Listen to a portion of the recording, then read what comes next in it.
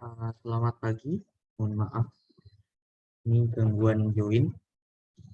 Baik, selamat pagi semua. Seperti biasa, bisa langsung absen di link ini. Silakan. Oke,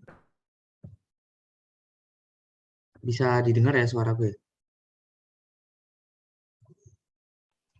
Bisa, Kak. Ya, oke. Baik, kemarin mohon maaf terjadi pemadaman listrik. Untuk sesi yang kemarin berarti kurang 1 jam, seperti itu ya. Mungkin akan aku ganti, kalau bisa hari ini, bisa nggak ya? Ya, sekarang tanggal 17.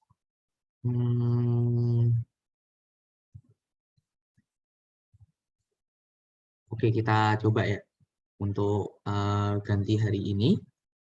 Seperti itu, nggak masalah.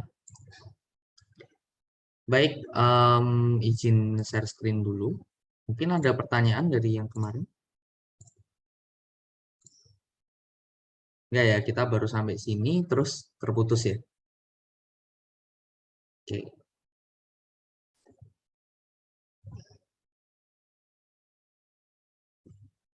Sudah selesai absennya? Udah, Kak. Yang lainnya? Udah ya?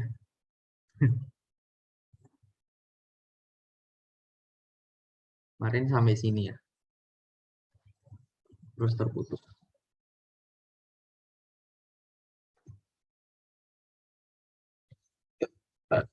Hmm.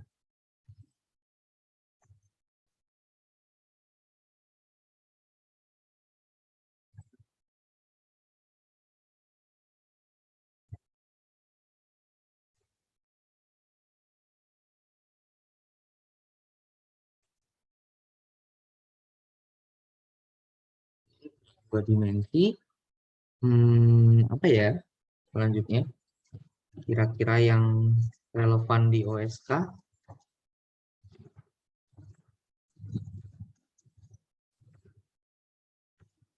Oke, sepertinya kita perlu mencoba mempelajari vektor dulu ya. Jadi kemarin kita mau masuk ke vektor, kebetulan listriknya mati. Oke, vektor itu mendukung apa itu namanya, materi hari ini, yaitu dinamika dan usaha energi. Jadi kita coba langsung masuk aja ke vektor. Oke, vektor, habis itu kita akan masuk ke sistem koordinat, baru kita masuk ke hukum Newton. Bagaimana cara tinjauannya, bagaimana kita menggunakan hukum Newton untuk meninjau gerakan, seperti itu ya. Nanti ada gaya fiktif, kenapa gaya fiktif itu terjadi, seperti itu, alasannya kenapa, dan bagaimana menggunakan gaya fiktif untuk mempermudah permasalahan yang ditinjau. Baik, kira-kira itu cakupan untuk dinamika. Mungkin ada yang request khusus gitu? Nggak ada ya? Belum ada. Belum ada. Oke, kita berkenalan dulu dengan vektor. Karena dinamika ini berkaitan sekali dengan besaran vektor yang kita tinjau, seperti itu. Oke, ada besaran vektor itu adalah besaran yang punya arah dan juga punya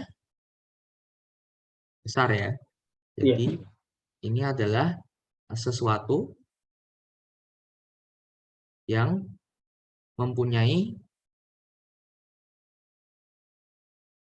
arah dan besar.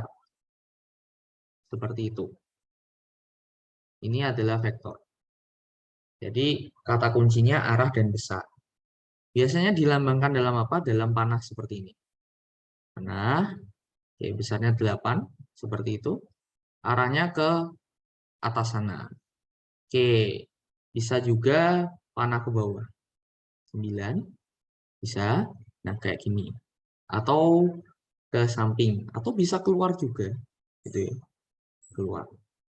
Macam-macam cara menyatakan vektor itu. Ini maksudnya ini adalah keluar bidang. Kalau misalnya kalian lihat anak panah ya, anak panah seperti itu, kan ujungnya lancip, ya kan? Belakangnya tuh kayak gini ya. Nah, ya kan? Ya. Nah, ini kalau dilihat tuh seperti anak panah. Seperti silang. Jadi kalau panahnya masuk, ini masuk ke bidan, itu kita akan lihat sisi silangnya di sini, ya kan? Kalau panahnya keluar, berarti kita akan lihat sisi yang di sini, kayak gitu. Nah, ini pengenalan tentang vektor. Seperti biasa, nanti ada yang kita kenal dengan besar vektor 8 ini, ada yang kita kenal dengan arah vektor. Oke, jadi kalau kita menuliskan suatu vektor, misalnya ini vektor A ya. Oke. Vektor A ini terdiri dari besarnya, gitu ya, lambangnya seperti ini, dan arahnya. Atau ini arah dari vektor A. Atau sering disebut juga dengan vektor satuan. Satuan. Vektor satuan itu apa? Vektor satuan itu besar, vektor yang besarnya 1. Seperti itu.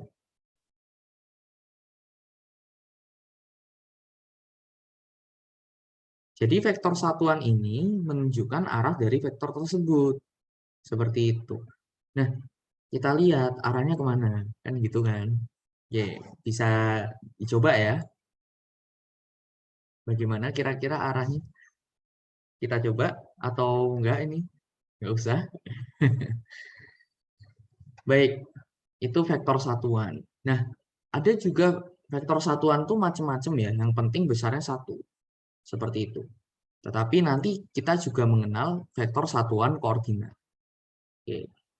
Nah, seperti biasa, sebelum kita belajar operasi tentang vektor, kita belajar dulu cara mengkomponenkan vektor pada koordinat yang kita pilih. Seperti itu. Nah, berbicara tentang vektor, kita udah ada besar ya. Ini besar nih. Kita juga kenal koordinat atau komponen dari sebuah vektor. Seperti itu. Oke.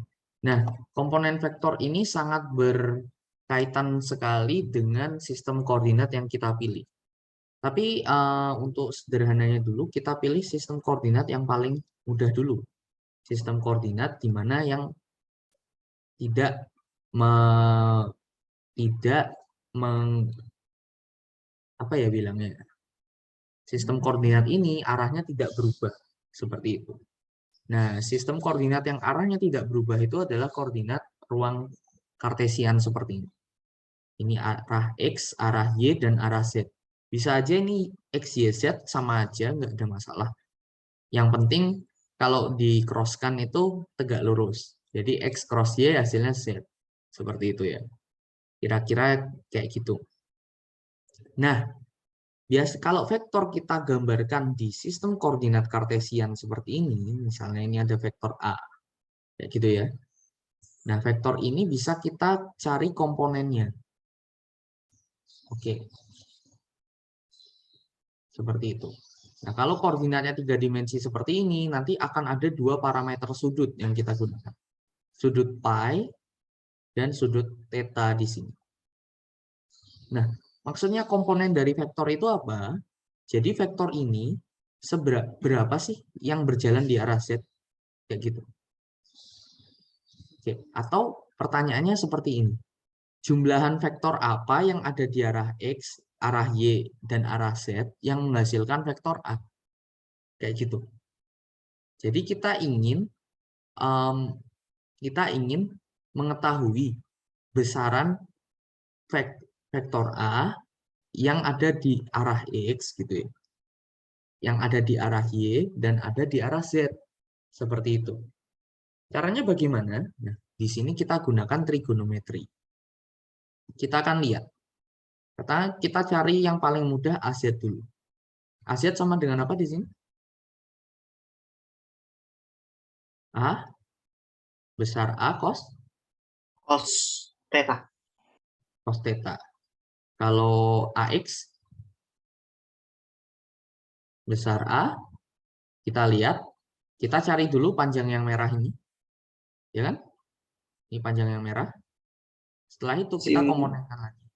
Berarti sin theta, sin phi. Sin phi. Sin phi. Ini kalau misalnya AY, berarti sin theta cos. Enggak ya, ini sin theta cos phi ya tuh. Cos phi, ini sin phi. Kita lihat, ini kan dikomponenkan ke arah samping sudutnya ya, berarti sin cos phi. Ini yang dikomponenkan ke depan sudutnya berarti sin phi. Oke, itu untuk vektor 3 dimensi. Kayak gitu. Di koordinat kartesian. Kalau di koordinat kartesian 2 dimensi bagaimana? Udah ya. Ini ada vektor B misalnya. Di sini theta. Maka AX-nya atau BX ya. BX sama dengan besar B dikalikan dengan cos theta. BY sama dengan besar B dikalikan dengan sin theta. Oke. Nah, kenapa kita komponenkan vektor-vektor ini dalam arah yang sudah pasti gitu ya? Nah, karena koordinat kartesian ini tidak berubah gitu ya. Jadi nanti kalau kita meninjau benda yang bergerak di arah sembarang kurva gitu ya. Nah, kita paling enak sebenarnya tinjau menggunakan koordinat kartesian. Karena gerakan di koordinat ini tidak berubah, maka kalau kita cari percepatannya di koordinat ini, ya hanya tinggal menambahkan komponen percepatan di arah X, Y, dan Z. Tidak ada komponen percepatan yang gabungan antara X dan Y dan Z dan X, seperti itu. Oke, nanti permasalahan akan kita lihat kalau kita menggunakan koordinat polar. Seperti itu. Dan itu sering, dan itu of course kita gunakan dalam tinjauan gaya sentral. Tapi nggak masalah, itu masih jauh. Oke, itu berkaitan dengan cara mengkomponenkan suatu vektor. Kayak gitu ya. Nah, berkaitan dengan vektor satuan,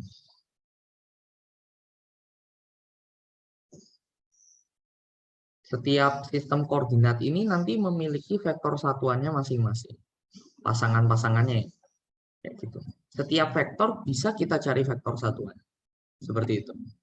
Oke. Nah, arah dari koordinat ini itu diwakilkan biasanya dalam vektor satuan masing-masing. Oke. Dalam koordinat kartesian di arah X, Y, dan Z gitu ya. Maka koordinat di sini diwakilkan oleh I, ini J, dan di sini K. Seperti itu. Nah, kalau di koordinat polar bagaimana? Ini kartesian. Oke, kalau di koordinat polar 3 dimensi ya, berarti kita sebutnya ini bola sebenarnya. Bola. Oke, ini kartesian 3D. Kalau bola bagaimana? Ya, di sini ada arah R topi, terus ada theta topi ke atas, gitu ya. Terus phi topi itu ke arah sana. Susah bayangkannya. Jadi kalau kartesiannya aku gambarkan di sini,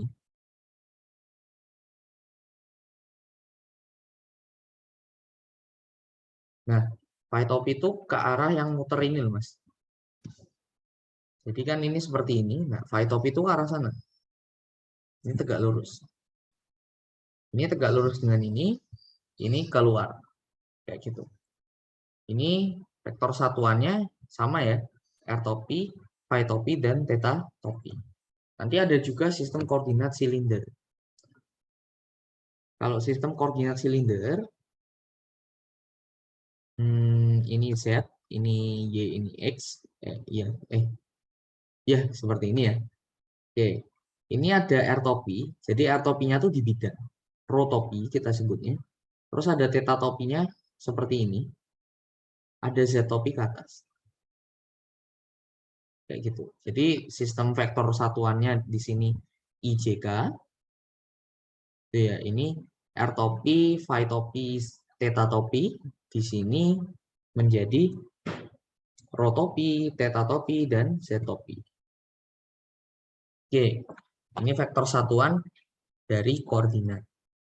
Nah, kalau koordinatnya 2 dimensi, Kak, hanya polar bagaimana? Oke, kita ini yang koordinat 3D ya. Kalau yang 2 dimensi, ya hampir sama, teman-teman. Cuma, sekarang cuma ada 2. Gitu. IJ. Iya, IJ aja. XY-nya hanya IJ, gitu ya. Terus kalau misalnya polarnya,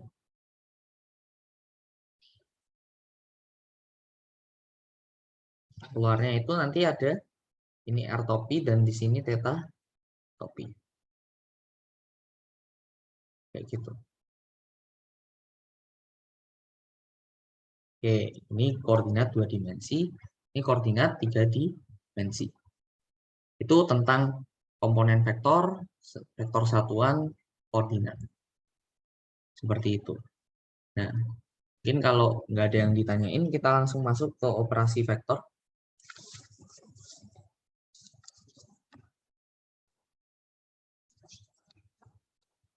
Bagaimana?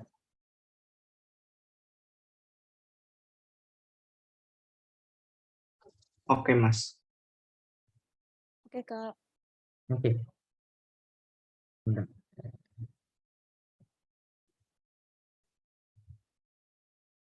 Kita langsung masuk ke operasi vektor ya.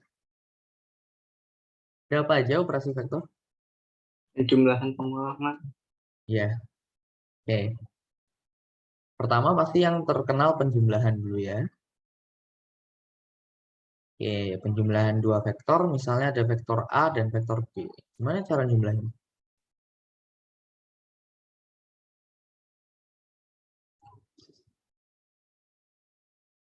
Vektor A, vektor B, jumlahkannya gimana? Di ini B-nya kita buat di sini gitu ya. Itu harus dijumlah. Oke, boleh.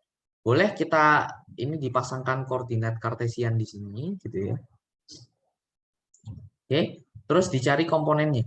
Ini misalnya theta, ini pi gitu ya.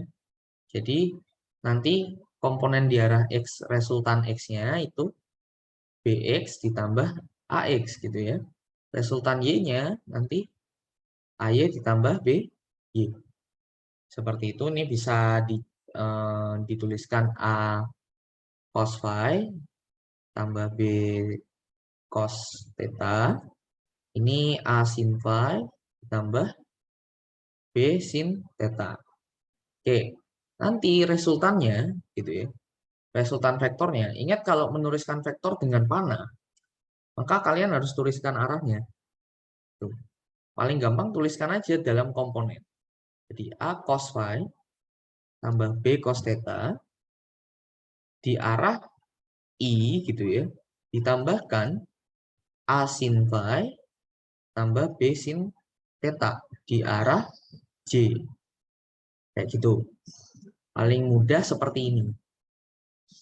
Tapi kalau kalian tidak mau, ya udah, boleh kok kita tuliskan dalam bentuk jumlah besar dan arahnya. Kayak gitu. Jadi gimana? Kita cari dulu besarnya. Besar vektor ini kan akar ini ya. A cos phi tambah B cos theta kuadrat tambah A sin phi plus B sin theta kuadrat. Oke, dikalikan dengan arah vektor satuan R-nya. Nah, arah vektor satuan R-nya kemana? Gitu kan? Oke, bisa dinyatakan dalam sudut terhadap X, boleh. Jadi, kita umpamanya mencari di sini. Gitu ya. Ini sudutnya baru psi misalnya, kayak gitu. Ini R, maka ke arah psi gitu ya, dari X. dengan tan phi sama dengan RY per RX ya. RY-nya ini berarti A sin phi plus B cos sin theta dibagi RX A cos phi plus B cos theta. Oke, itu. Atau bisa dinyatakan dalam vektor satuan. Bagaimana? Oke, besar vektor satuan R atau vektor satuan R, kok besar ya? Besarnya 1 ya. Vektor satuan R-nya nyarinya bagaimana caranya? Ya berarti sama ya, karena vektor itu adalah perkalian antara besar dan arah, ya udah. Arahnya bagaimana? Vektornya dibagi besarnya, seperti itu. Jadi kita besarnya udah dapat ini, vektornya ini. Ya udah tinggal dibagi. A cos phi plus B cos theta dibagi ini ya. Jadinya kayak gini. Oke, kita copy aja. Kayak gitu, ini di arah I. Ditambah. Nah, seperti ini kira-kira. A sin phi plus B cos B sin theta di arah J. Kayak gitu. Oke, bisa dipahami? Bisa ya? Nah, Ya, Kak. kalau kita ingin mencari besarnya aja, kita bisa cari cara yang lebih bagus.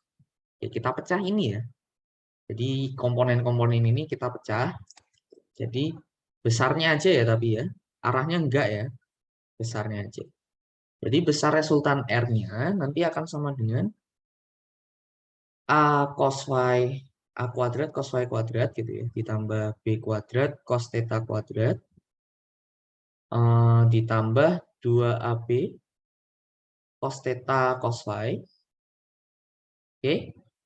Ditambah A sin A kuadrat sin kuadrat phi ditambah B kuadrat sin kuadrat theta plus 2AB sin theta sin phi. Oke, ini kita akan kita lihat ini A-nya A dan B-nya itu ya. Berarti sama dengan akar A kuadrat ditambah B kuadrat, oke, plus 2AB ini cos theta cos phi ditambah sin theta sin phi. Nah, ini bisa kita sederhanakan menjadi akar A kuadrat ditambah B kuadrat, gitu ya, ditambah 2AB cos phi min theta. Theta. Ya kan? Iya. Jadi apa? Kalau ada dua vektor, phi min theta kan berarti selisih sudut diantaranya kan? Ya nggak? Ini vektor A dan B. Sudut dipisahkan oleh sudut theta. Tuh. Maka resultannya kalau dijumlahkan sama dengan besar resultannya kalau dijumlahkan akan sama dengan A kuadrat ditambah B kuadrat gitu ya, ditambah 2AB cos theta. Kayak gitu. Besarnya aja ya Mas ya. Besar resultannya. Oke, kira-kira seperti itu. Sampai sini oke? Oke, Kak, lanjut. Oke Kak, lanjut. Nanti kalau kurang paham boleh tanyakan ya. Boleh. Emangnya aku oboy.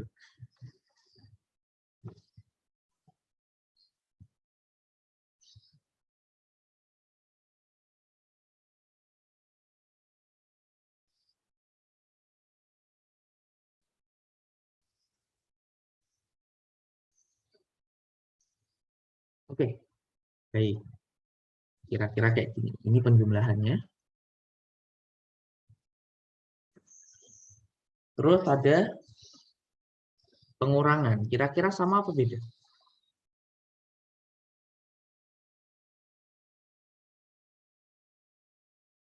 Kalau dikurangkan kira-kira sama apa beda? Biasanya kan kok sama gitu kan. Kira-kira sama apa beda? Sama aja, cuma awalnya dibalik. Yakin sama? Arahnya dibalik. Tuh. Oke, kalau arahnya dibalik berarti ini A dikurangi B ya. Maksudnya yang di minus tuh A-nya balik. Iya. Jadi ini di minus. Berarti beda ya besarnya. Enggak. Bingung Oh, aku jelasinnya. ini vektor A. Seperti itu. Kalau dikurangi vektor B nanti jadinya bagaimana? Vektor B-nya kayak gini. Ya kayak penjumlahan tadi, tapi A, B-nya ini apa Arah B-nya dibalik. ke sini ya. Iya. Itu loh. Oke. Nah, berarti kalau kita lihat resultannya, biar cepat aku copy aja ya. Kita lihat resultannya, berarti kan dikasih tanda minus ya. Iya nggak? Berarti ini instead of, ini tetap sama ya. Oke, misalnya ini theta, di sini phi. Tetap sama, seperti itu. Ya kan? Oh, B-nya di sini balik. Nggak apa-apa. Anyway, ini B, ini seperti ini. Tetap sama. Di sini hanya beda minus saja.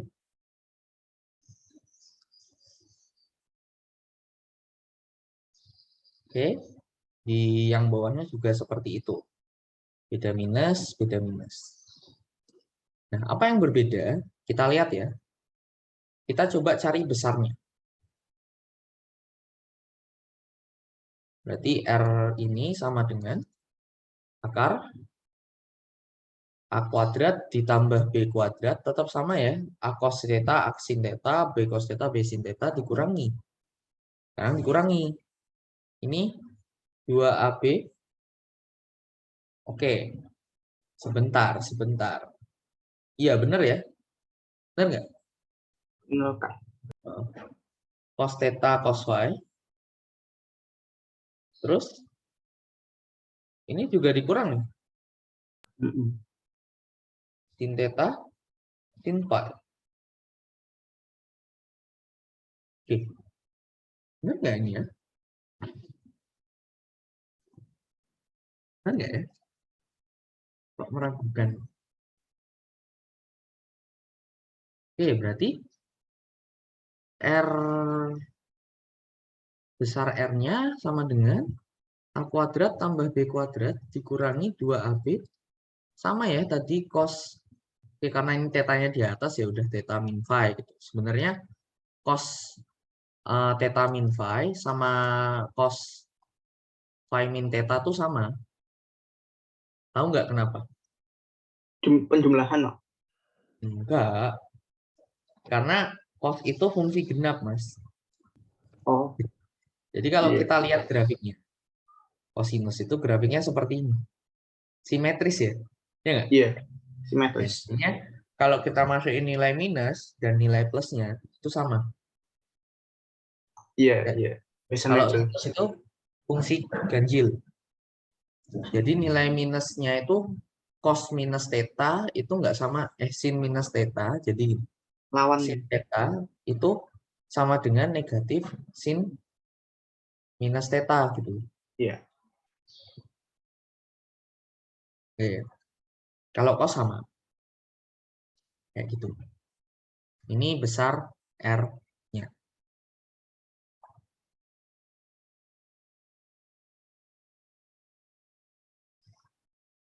Baik. Jadi kalau misalnya kita melakukan pengurangan gitu ya, tanda ininya diubah. Kenapa? Kita lihat segitiganya ya Mas. Ya kan? Kalau kita lakukan penjumlahan gitu kan. Oke, kita mencari panjang ini. Kita cari panjang ini, Mas. Ini pasti lebih panjang daripada A dan B. Kalau kita cari pengurangan, ini A, ini B, dikurangi itu kita cari selisihnya ini. ini pasti panjangnya lebih pendek dari A dan B. Gitu. Oke ya? Oke. Kayak gitu. Seperti itu. Makanya di sini beda dikurangi. Oke, itu pengurangan. Kita baru masuk yang seru-seru nih habis ini. Yang seru-seru berarti perkalian ya. Ya, ada 3 jenis perkalian. Pertama, perkalian dengan skalar. Biasa ya. Misalnya ada vektor A sama dengan 2i plus 3j. Gitu. Maka 3 kali A berapa? 6i tambah 9j. Gitu ya. Oke, itu perkalian skalar. Aku nggak usah ngajarin lah. Udah bisa pasti. Oke, yang satu lagi perkalian dot ya. Dot produk. Gitu. Oke, ini baru kita masuk serius. Dot produk ini apa? Perkalian dua vektor A dot B yang hasilnya adalah skalar. Gitu. Jadi bagaimana? Misalnya A itu mempunyai komponen AX di arah I dan BY di arah J. Gitu ya. B mempunyai komponen BX di arah I dan BY di arah J. Maka A dot B-nya akan sama dengan AX BX ditambah BY AI. Nanti kalau ada Z ya AZ BZ gitu. Seperti itu. Jadi di sini kalau kita mengalihkan arah yang sama, I dot I hasilnya 1 ya. Kalau kita mengalihkan arah yang berbeda, I dot J hasilnya 0. Seperti itu. Oke, bisa dipahami? Bisa, Kak. Nah, jadi kalau kita ingin mencari besarnya aja, berapa sih besar hasil perkalian skalar? Seperti itu. Besarnya ya, itu nanti sama dengan besar A dikali besar B dikali sudut antara A dan B. Jadi kalau ada vektor A dan vektor B, kita ingin cari tahu besar perkalian dotnya, besarnya ya, besarnya. Itu besarnya kayak gini. Dan besarnya skalar. Harusnya ini sama ini sama. Oke, kalau nggak percaya dicoba aja. Ini besarnya kamu cari, ini dicari, dikalikan, terus cos-nya dicari. Kayak gitu. Biasanya perkalian dot ini digunakan untuk mencari sudut antara dua vektor. Dari sini kan kita dapatkan ya, cos theta sama dengan A dot B, gitu ya. Besar A dot B berarti kita cari pakai ini. Dibagi dengan besar A dikalikan dengan besar B. Nah, ini kita bisa cari sudut antara dua vektor tersebut. Oke, itu dot product. Misalkan aku berikan contoh. Misalkan ada vektor A. Besarnya itu 4i kali ditambah 10j. Vektor B besarnya akar 7i plus akar 11j. Gitu. Berarti kalau ditanyakan berapa sudut antara A dan B? Jawabannya? Cos theta sama dengan 4 kali akar 7 tambah 10 kali akar 11 bagi. Oke, berarti langsung aja pakai ya. Ini berarti cos theta sama dengan 4 akar 7 plus 10 akar 11 dibagi. Bingung. Akar kuadrat. Akar dari 100 tambah 16 itu? Iya. Akar 7 tambah 11 berapa? 20? 7. Nggak ada 20 ya? Iya. 18 ya? Gitu. Nah, ini hasilnya. Nggak bisa nih kita hitung tangan. Susah.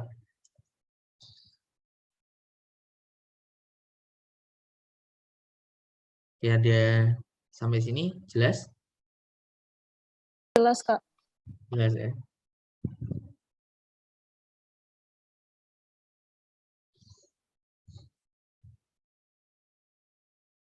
Oke, itu contohnya. Baik. Lalu, clear ya, perkalian dot ya? Tidak ada yang susah ya? Aman, Pak. Aman ya? Oke, nah sekarang kita lanjutkan ke perkalian yang agak menyebalkan. Itu perkalian Silang. cross ya, cross. Oke, cross product ini akan kalian pakai banyak di momentum sudut seperti itu ya. Namun, karena di OSK itu kita hanya meninjau momentum sudut dalam arah yang tetap, gitu ya. Di materinya kan juga kan momentum sudut dalam arah tetap, maka itu menjadi tidak terlalu relevan seperti itu. Tapi sebenarnya kalau tinjauan momentum sudut pada arah yang umum, gitu ya, maka kita harus menggunakan cross product. Dan akibat itu muncullah gerakan yang aneh-aneh. Misalkan, gitu ya, pernah lihat nggak yang orang apa itu namanya? Ini besi diputer dengan kecepatan tinggi, terus orangnya di kursi kayak aku ini. Nah, dia angkat ke atas. Orangnya muter kemana? Orangnya muter kan? Iya nggak? Iya. Nah, itu kenapa? Kok bisa? Nah, itulah tinjauan momentum pada koordinat umum. Kira-kira kayak gitu. Oke, but itu konsumsi untuk waktu mendatang. Untuk sekarang, seperti biasa, kita tinjau yang mudah-mudah dulu lah. Kayak gitu. Ini tentang cross product. Oke, misalkan aku punya vektor lagi, A itu AX, langsung aja ya, BX, BY, kok B sih, AY, oke ini sebenarnya I, ya ampun, I, J ditambah BZ, AZ, K, biar bagus ya. Terus ada vektor B, itu ada BX, I ditambah BYJ ditambah BZ, K. Kayak gitu. Oke. Cara mencari cross produknya bagaimana? Nah, dalam perkalian cross product, kalian lihat ini, koordinat kartesian. IJK kan? Kayak gini ya. Oke. Halo. Iya. Kalau yang mutarnya berlawanan jarum jam, itu positif. Maksudnya gimana? I dikalikan I dikroskan dengan J. Hasilnya? K. Berlawanan jarum jam kan? Hasilnya Iya. K. Terus J dikali J dikroskan dengan K. Hasilnya? I ya. K dikroskan dengan I. Hasilnya J. Nah, kalau kebalik gimana, Mas? Misalkan K kroskan J. Berarti negatif I. Kayak gitu. Atau J dikroskan I. Hasilnya negatif K. I kroskan K. Hasilnya negatif J. Seperti itu. Ini cross product. Kayak gini, teman-teman. Tapi kita mempunyai cara yang lebih mudah. Gitu ya. Caranya bagaimana? Masih ingat cara mencari determinan matriks? Masih. Masih? 3 kali 3? Masih ya? Iya. Nah, untuk mencari besar dari cross product, enggak besar dan arah dari cross product, gitu, kita bisa menggunakan ilmu tersebut. Jadi kita susun dulu yang arahnya paling atas, IJK. Gitu. Oke. Oke, vektor pertamanya kita tulis di kolom baris kedua. Berarti ini AX, AY, AZ gitu ya. Vektor keduanya kita tulis di baris ketiga. Jangan salah baris ya. Nanti hasilnya salah. Negatifnya hasilnya. Gitu. Oke. Bagaimana? Kita cari determinannya. Kita tutup di I dulu. Oke. Berarti I topi dikalikan determinan matriks 2 kali 2 yang ini. AYBZ dikurangi AZB Y. Oke, kita tutup yang J. Kenapa minus J? Karena kofaktornya ini 2 tambah 1 ya. Berarti 3. Min 1 pangkat 3 itu adalah negatif 1. Makanya di sini negatif J. Oke, sama kita tutup. Jadinya AXBZ dikurangi AZBX. Ditambahkan dengan K. Oke, K topi dikali. Kita tutup. AXBY, AYBZ. AYBX. Gitu. Oke, ini adalah hasilnya. Kak, apakah harus urut gini sih? Maksudnya harus yang atas doang? Enggak, Mas. Kalau misalnya kalian pingin I ditutup, X ditutup, B ditutup, enggak masalah. Misalkan, gitu ya. Oke. Misalkan kita tutup yang I dulu. Itu ya. I sama ya. AYBZ minus AZBY. Oke, terus yang AX kita tutup. Berarti sini minus AX ya. Karena ini baris 2 kolom 1. Negatif AX. Di sini berarti vektor satuannya jadi apa? BZJ, ya enggak? Halo. Dikurangi BY K. Gitu. Terus yang ketiga kita tutup ini ya. BX ya. BX berarti positif karena itu baris 3 kolom 1. Jadinya BX dikalikan. Kita lihat ini kita tutup. Ini jadi AZJ dikurangi AY. Kira-kira sama nggak atas sama bawahnya? Sama. Yakin? Cuma males mulainya aja. Kan tinggal ngurai Y sama aja. Kita lihat ya. Ini kan AZBX dikurangi AXBZ. Negatif ya. Kita lihat ya. I AYBZ dikurangi AZBY. Terus negatif J. Oke, ini berarti ini jadi negatifnya, ini positifnya. AXBZ dikurangi AZBY. BX. Terus ditambah K ya. Oke. AXBY dikurangi AYBX. Oke, sama ya? Sama, Kak. Jadi bisa kayak gitu. Nah, ada pertanyaan sekarang. Lah, Kak, kalau koordinatku bola gimana? Gimana, Mas? Misalnya aku punya vektor 1 R topi ditambah 2 theta topi plus 3 phi topi. Vektor B-nya 2 R topi tambah 4 theta topi tambah 5 phi topi. Gimana aku nyari A cross B-nya? Gimana, Mas? Konsepnya kayak tadi, cuma IJK-nya diganti jadi L, theta. Iya, benar. Sip. Jadi sama konsepnya, cuma sekarang arahnya diganti R, theta, phi. Kenapa? 3 koordinat R, theta, dan phi ini kan saling tegak lurus ya? Ya kan? Iya. Nah, jadi R cross theta pasti hasilnya phi. Theta cross phi pasti hasilnya R. Kayak gitu. Dicoba aja. Oke. Nah, jadi kita bisa lakukan dengan formula yang sama. Kayak gitu. Jadi jangan bingung ya. Oke.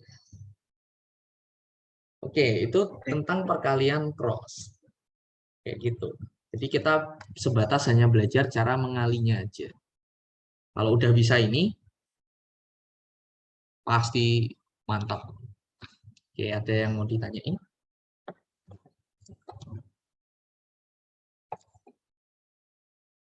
Kak, cara nentuin yang kenapa itu min J, kenapa itu plus K itu gimana? Kemarin datang nggak? Nggak ya? Ya datang cuma masih rada bingung gitu. Oh, oke, oke, oke, oke. No problem, no problem. Jadi kemarin saat kita mencari determinan, gitu ya. Ini ya, determinan matriks 3x3. Nah, ada yang namanya ini, kofaktor. Oke. Nah, kenapa yang A-nya plus, yang B-nya minus gitu kan? Kita lihat. Nilai kofaktor itu sama dengan -1 dipangkatkan baris tambah kolom. Gitu ya. Oke, kita kembali ke yang tadi ya Mbak ya. Kayak gitu. Oke. Untuk yang elemen I, itu berada di baris pertama, kolom pertama. Ya enggak? Ya. Oke.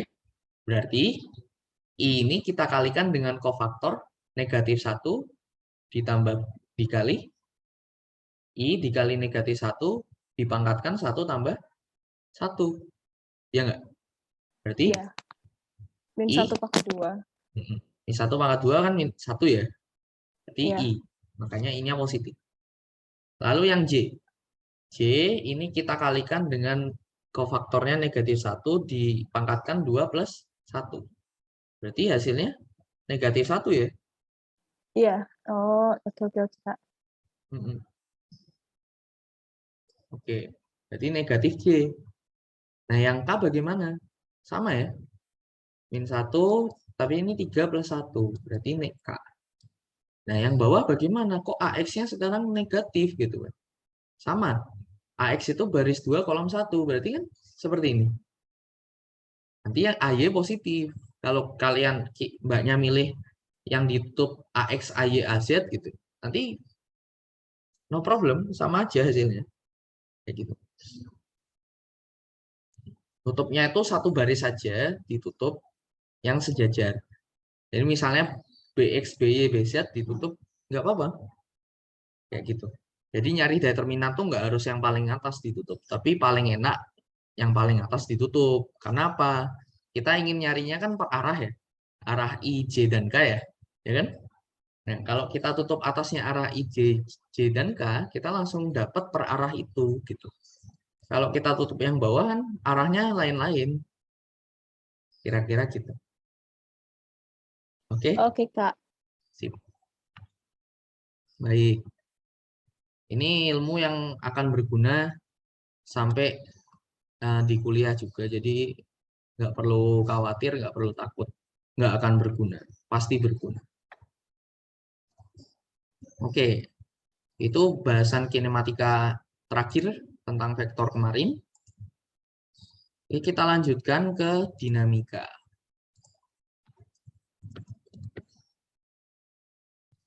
Nah, sebelum kita deep lebih dalam ke dinamika, aku mungkin akan kasih dasar sistem koordinat yang kuat dulu. Kayak gitu ya. Oke.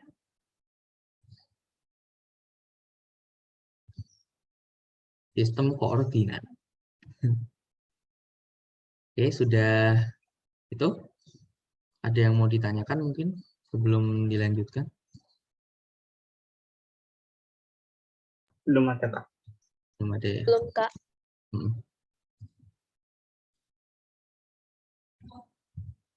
Oke, bentar aku anu dulu ya. Cuci muka dulu. Perih.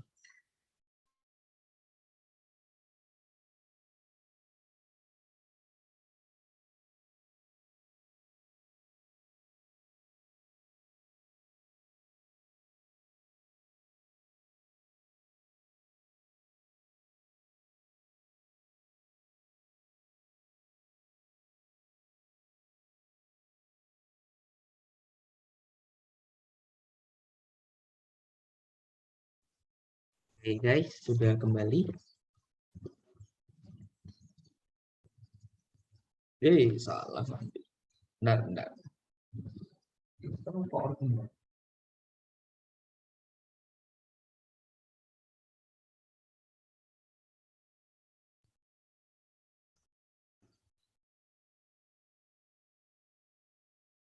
Baik.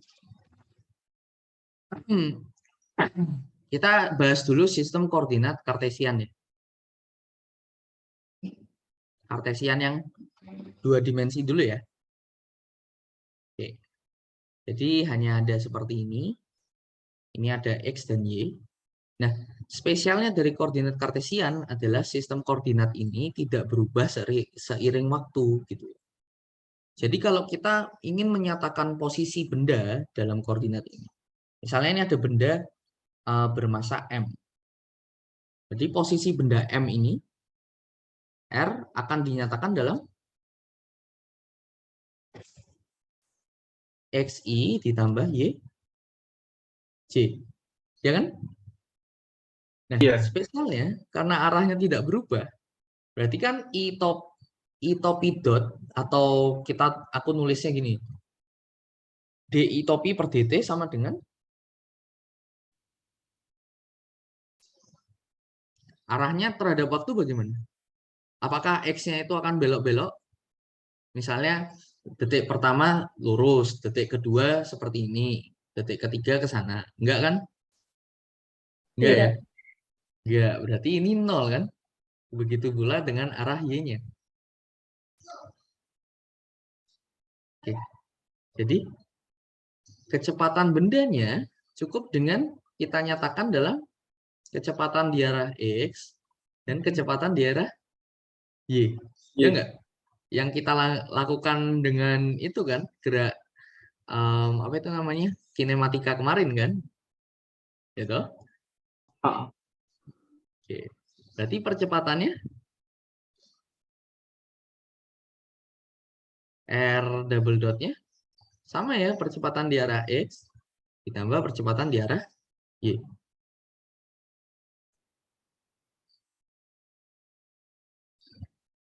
Oke? Oke. Berarti kalau ada elemen panjang di sini, misalnya DR, ini adalah penjumlahan dari DX ditambahkan dengan DY. Sama ya, elemen panjangnya. Tuh, ini percepatan, ini kecepatannya, ini posisi. Kayak gitu. Nah, what happen kalau kita stumble atau berurusan dengan koordinat pola? Apa yang kira-kira terjadi?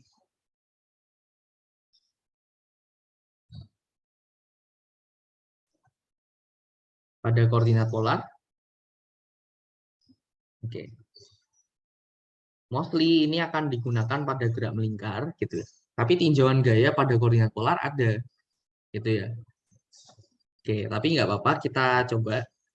Oke, kalau koordinat polar, posisi dari origin dinyatakan dengan R, gitu ya. Terus ada sudutnya seperti ini, arah sudutnya ke sana.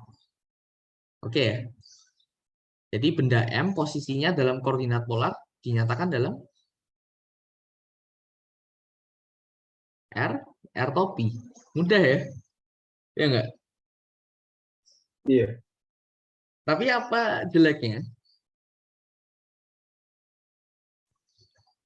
Arah R ini berubah nggak terhadap waktu? Oke, kita coba lihat ya. Begitu kita turunkan, kita ingin cari bentuk kecepatan umum di koordinat polar, kita turunkan. Selain besar R-nya itu mengalami perubahan terhadap waktu, gitu ya. Arah R-nya juga gitu. Gimana perubahan arah R-nya?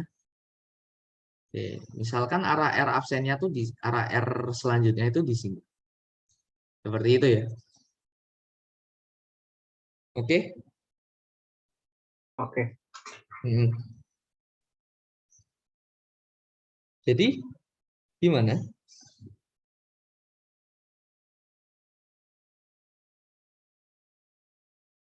Oke. Berarti ini perubahan sudut kecilnya ya? Iya nggak? D theta. Berarti panjang perubahannya ini berapa? R, ya kan? Iya. Jadi kalau aku gambarkan seperti ini arah R barunya, gitu ya. Ini arah R yang lama, seperti itu. Ini D theta. Berarti panjang perubahannya ini, yang kecil ini kan sama dengan R topi D theta. Iya nggak? Iya. Sama dengan D R topi. Seperti itu ya? Ya nggak? Iya. Berarti kalau kita turunkan terhadap dt atau dr topi per dt sama dengan harusnya kan dr topi per dt dikalikan d theta ditambahkan dengan r topi d theta per dt. Enggak ya? Bentar. Ini besar ya? Ini besar, maaf. Oke, ini juga besar berarti. Ini yang depan ini kecil, jadi bisa diabaikan. Berarti besar perubahannya sama dengan dr topi per dt, besarnya itu adalah besar r topi dikalikan dengan d theta per dt. Besar r topi ini apa? 0 kan? 1 kan? 1 ya, 1. Iya. Ini berarti theta dot. Arahnya kemana? Kita lihat. Arahnya kemana? Arahnya ke theta kan? Iya. Berarti dr topi per dt sama dengan theta dot dikali theta topi. Itulah kenapa kecepatan di koordinat polar itu menjadi r dot r topi gitu ya, kecepatan arah radial ditambahkan r dikali kecepatan sudut di arah tangan sial. Itu. Jadi nurunkannya dari sini.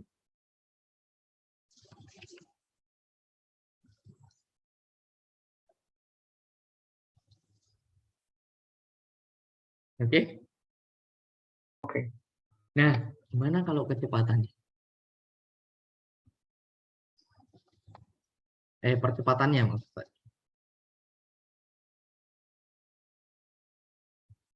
Oke?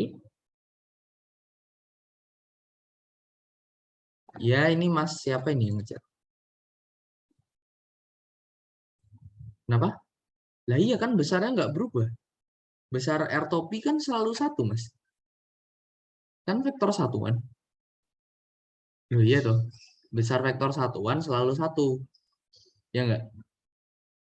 Namanya aja vektor satuan. R topi kan salah satu vektor satuan. Besarnya berapa? 1. Gitu. Seperti itu.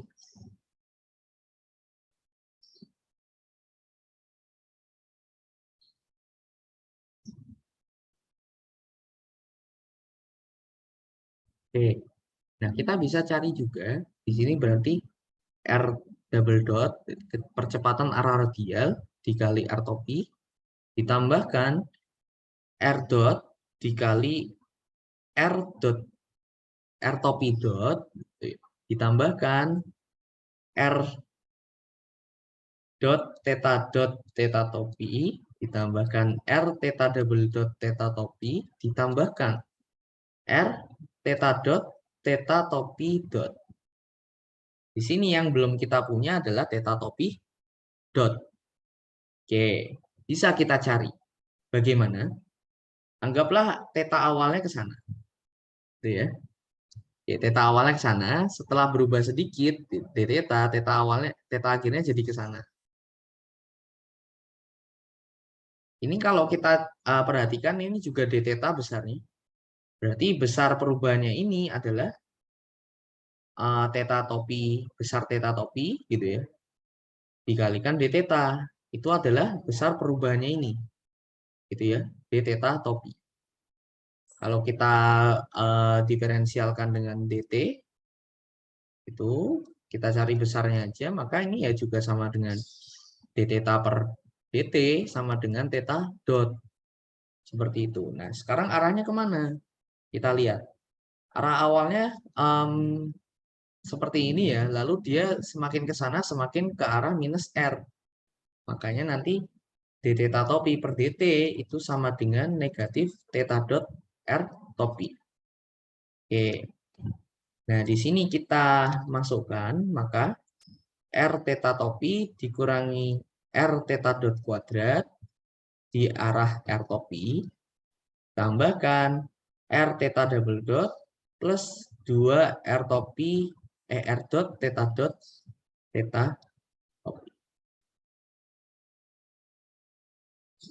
Kayak gitu.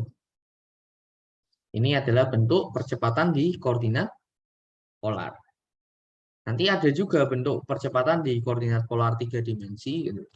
Silakan bagi yang penasaran, boleh dicari gitu. Nggak rumit kok. Bagus nanti. Bisa minus R topi gimana, Kak? Kita lihat arahnya, Mas. Arahnya masuk kan? Ini loh. Arah perubahannya bagaimana? Awalnya tetanya di sini. Ini fisis semua kok. Kita kan bicara fisika ya. Ini arah teta awalnya gini. Setelah R-nya berubah, gitu. Ini berubah, ini kan besarnya berubah juga. Arah akhirnya ke sana. Ini akan kita sambungkan ke sana. Gitu ya. Berarti arah perubahannya kan ini. Ini ke arah mana, Mas? Halo? Ya kan? Minus R topi kan? Iya. Masuk ke dalam kan? Kayak gitu. Oke. Kalau yang tadi kan arah perubahan R-nya kita lihat ke arah theta ya. Searah ya. Kayak gitu. Jadi kira-kira seperti itu. Bisa kalian kalau nggak percaya gitu. Wah, aku nggak percaya, Kak. Ya udah, dikonvert dulu jadi sistem koordinat yang diam. Berarti koordinat ini ya, kalian turunkan terhadap waktu. Hasilnya bagaimana? Kalau ini kan secara kita melihat secara fisisnya. Oh, kayak gini. Kalau nggak percaya, ya udah kita arah R topi ini, gitu ya, kita proyeksikan ke arah X dan Y. Kayak gitu. Nanti kita turunkan terhadap waktu. Kira-kira jadinya ke arah mana? Arah theta topi juga. Seperti itu. Oke, ini tentang vektor, tentang sistem koordinat, pendahuluan. Jadi kalau kalian meninjau gaya, nanti udah tahu sistem koordinat, ya lebih mudah lah. Lebih mudah sedikit. Oke, mungkin ada yang mau ditanyain?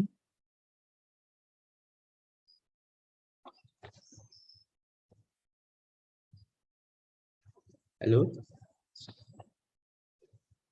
Belum ada, Kak. Belum ada? Belum ada, Kak. Hmm.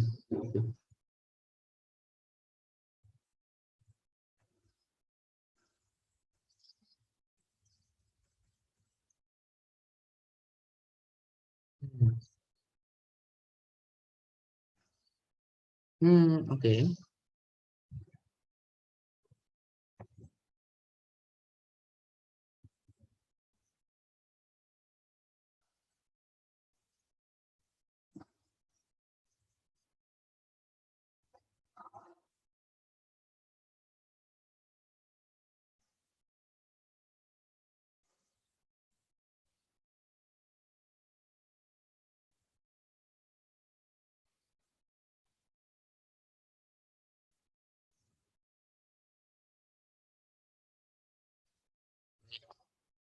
Kalau tidak ada, kita lanjutkan ke dinamika hukum Newton.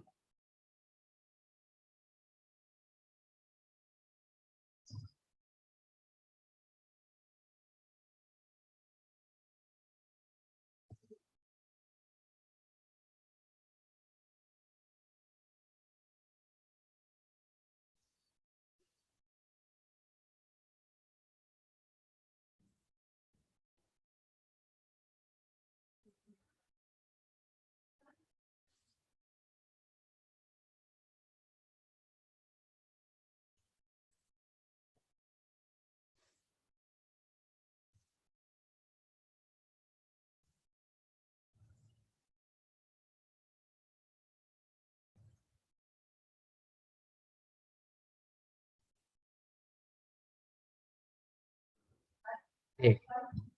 Hukum Newton ada berapa? 3. Berapa lah ya? Apa aja? Yang pertama,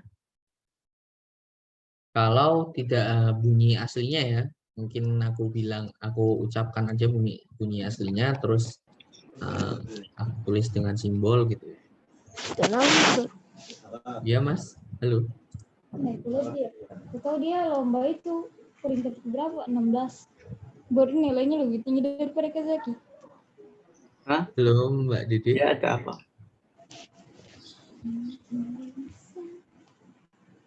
Halo Mbak Dede. Lomba apa Mbak? Malah ya. Santai ya. Seperti itu. Oke. Jadi hukum Newton pertama itu sigma F. Jika sigma F sama dengan 0, maka benda akan diam atau bergerak dengan V konstan gitu ya. Ini jangan lupa yang kedua. Oke. Seperti itu. Nah, yang kedua. Sigma F itu akan sama dengan rate change of momentum, jadi dP per dt. Seperti itu. Oke. Nah, ini karena kita belum meninjau momentum gitu ya. Nanti kita akan tinjau momentum. Kita tuliskan aja dalam M dikali A. Loh, kok bisa, Kak? Oke. Untuk benda dengan massa konstan, maka ini sama dengan D per dt dikali MV. Sama dengan M dV per dt. Sama dengan M dikali A. Itu hukum 2.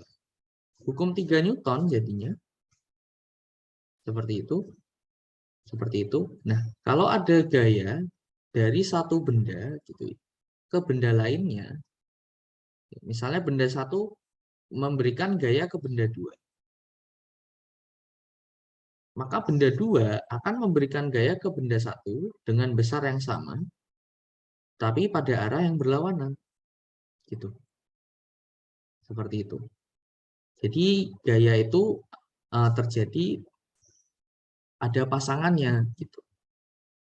Misalkan gaya gravitasi bumi akan berpasangan dengan gaya gravitasi dari kita ke bumi. Jadi gaya gravitasi kita ke bumi akan berpasangan dengan gaya gravitasi bumi ke kita. Seperti itu.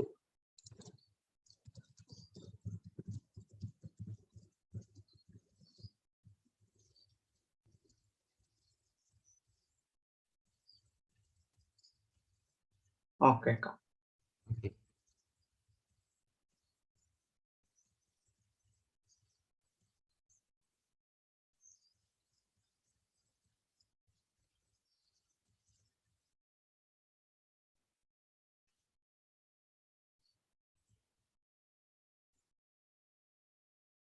Oke. Nah, ini hukum Newton. Bunyinya seperti ini. Oke.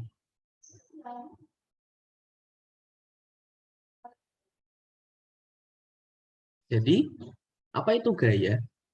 Kita kan udah bicara banyak ya tentang F itu, ini gaya. Apa itu gaya?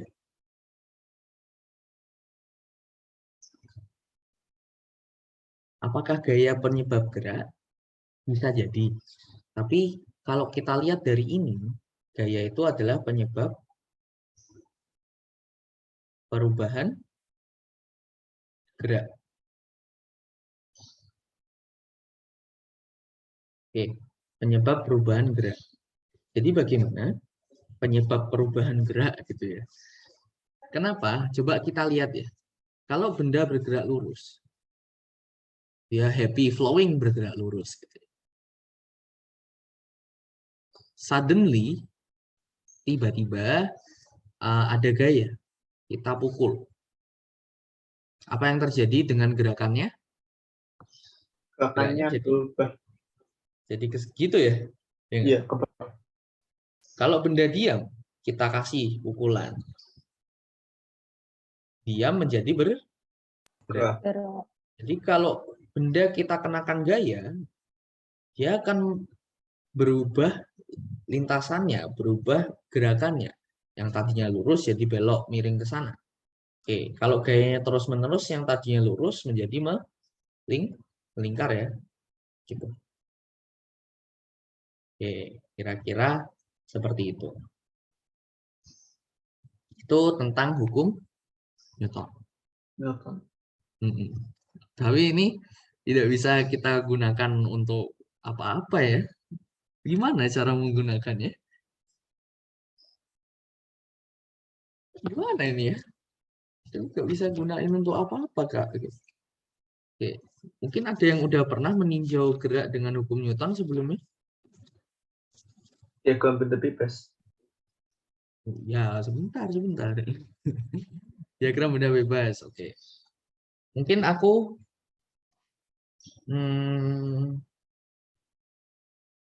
oh ya, nggak penting sih. Oke, nah sebagai catatan gitu ya, hukum Newton ini berlaku pada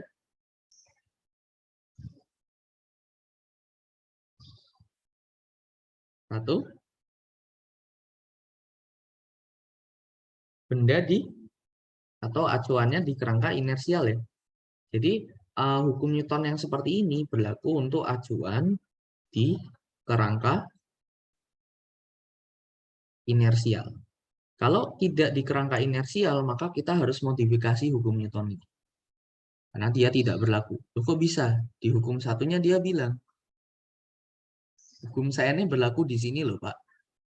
Itu nggak secara langsung ya. Oke, kerangka inersial tuh yang kayak gimana? Kerangka yang kayak gini, Mas. Kerangka yang sigma F-nya sama dengan 0. Artinya kerangka itu diam atau bergerak dengan kecepatan konstan. Itu adalah kerangka inersia.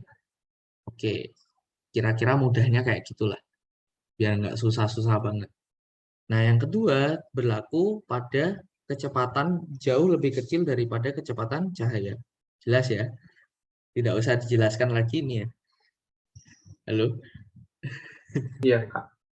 Oke. Baik. Itu kira-kira batas keterberlakuannya tuh di sana. Oke. Nah, satu lagi, tentu saja benda jauh lebih besar dibandingkan partikel penyusunnya. Jadi, kalau benda tidak jauh lebih besar daripada partikel penyusunnya, nanti hukum Newton ini agak kurang. Gitu. Tinjauannya menggunakan panas biasanya, atau fisika statistik. Jadi, ukuran benda jauh lebih besar daripada ukuran partikel. Kalau kita perhatikan, hukum Newton ini berlaku pada, kita lihat ya, ini berlaku di sekitar kehidupan kita sehari-hari. Makanya sampai sekarang masih kita gunakan hukum Newton ini. Kira-kira kayak gitu. Oke.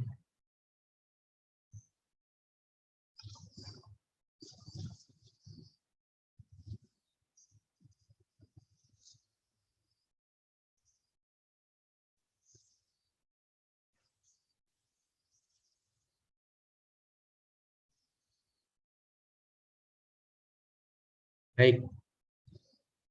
Ada tanggapan atau komentar gitu mungkin terkena mengenai hukum Newton, hukum yang akan menjadi teman kalian sampai internasional.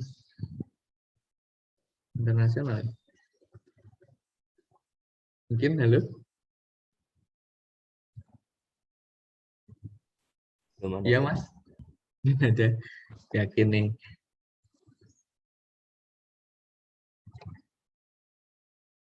Tidak ada, Kak. Tidak ada.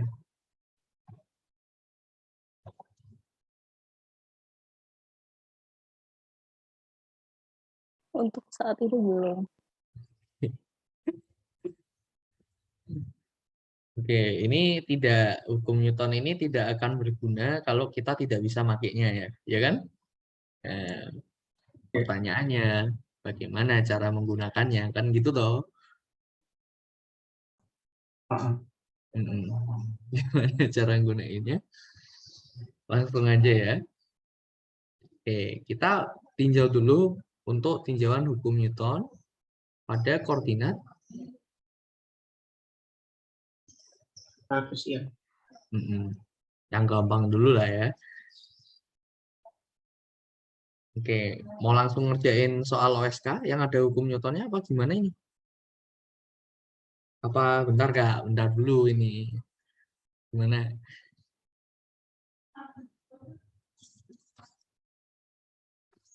Oke, mungkin kita coba susun dulu gimana ya langkah atau bukan langkah sebenarnya sih. Jadi kayak panduan dulu. Panduan mengerjakan soal dinamika. Oke, kira-kira yang paling pertama apa? Pertama ya baca dulu ya soalnya. Baca dan mengerti soal. Jangan sampai nggak ngerti ya. Soal. Karena aku pernah ini. Soalnya bilang bidang miringnya diam, aku ngerjakan bidang miringnya bergerak. Wah, pusing itu. Jadi yang soal OSK tahunku itu yang timbangan, kalian tahu ya? Halo? Iya. Kan bidang miringnya diam ya Mas ya? M-nya bergerak. Coba dilihat ya nanti. Ini bergerak, M-nya, M kecilnya, bidang miringnya diam Mas. Gitu. Nah, saya ngerjakannya bidang miringnya bergerak, M-nya bergerak. Nah, ini berarti salah ini. Tidak mengerti soal. Oke, jangan sampai. Yang kedua, pilih sistem tinjauan. Jadi apakah Masnya itu mau ninjau semuanya ini, atau M kecil aja, atau M besar aja gitu ya, atau yang mana gitu ya. Nah, itu dipilih dulu, seperti itu. Oke, nah setelah dipilih pada sistemnya itu gambarkan. Jadi pada sistemnya tadi ini, misalnya kita pilih di sini sistem ini sebagai sistem 1, yang ini sebagai sistem 2, seperti itu. Oke, situ kita sudah pilih. Oke Kak, clear, kita pilih gitu. Nah, kita gambarkan Mas, gayanya bagaimana? Gaya luar yang bereaksi pada sistem. Beraksi pada sistem. Kayak gitu. Oke. Lalu setelah kita gambarkan gaya luarnya bagaimana, kita pilih koordinat yang sesuai.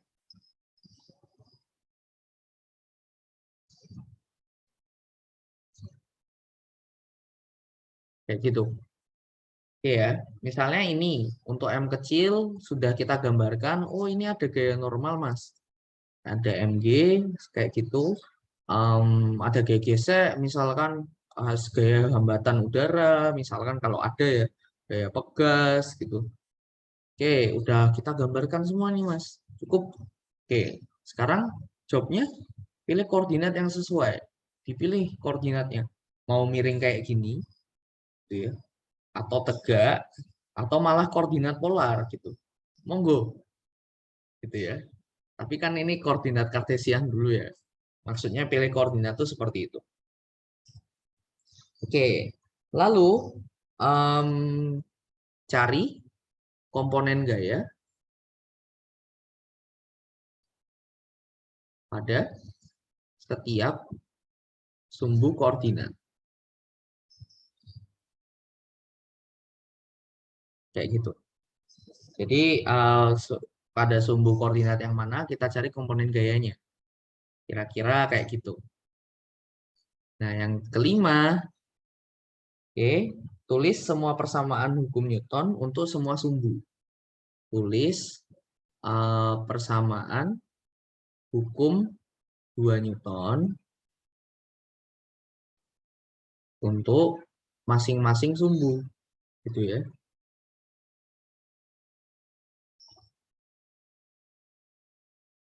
Oke, nomor 6. Cari persamaan batasan. Nah, ini yang sering lupa. Jadi, persamaan batasan itu apa?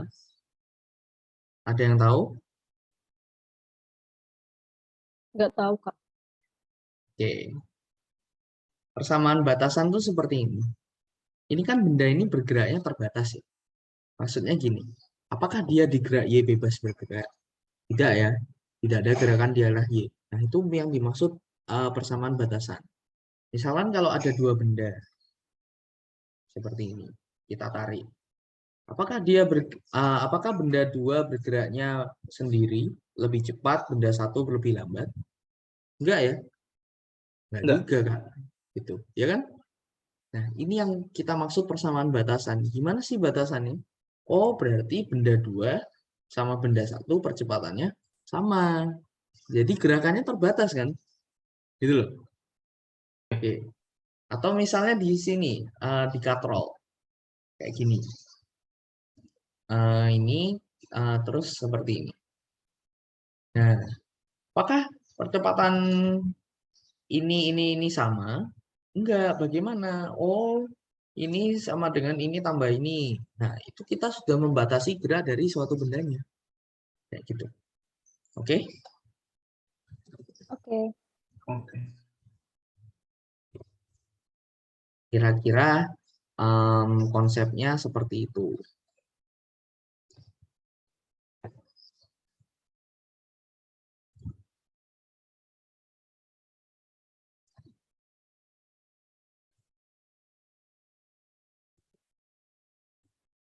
Oke.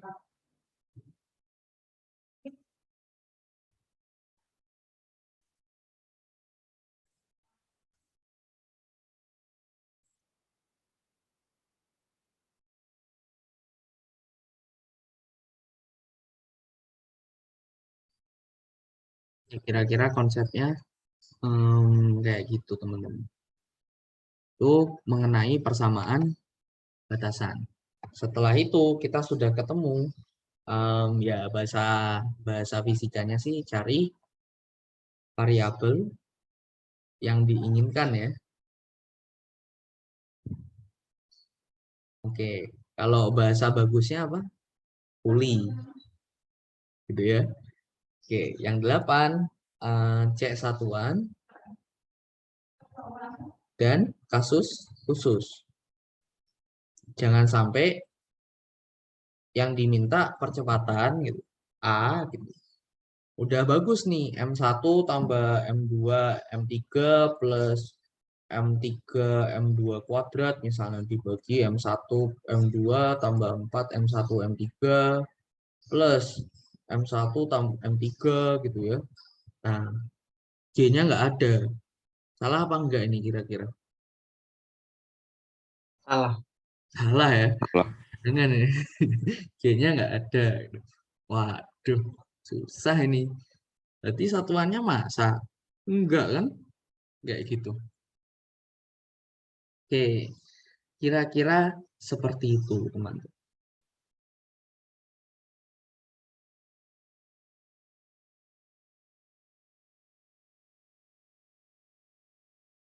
Baik, ada yang mau ditanyakan? Belum. Belum ya? Oke, ini untuk hukum Newton pada koordinat kartesian. Kira-kira nyarinya gini. Tidak afdol kalau kita tidak berusaha mengerjakan soal ya. Ya enggak? Apa sudah cukup, Kak? Sudah bosan saya ngerjain soal. Gimana? Dia belum cukup. Oh, belum. Buat soal aja.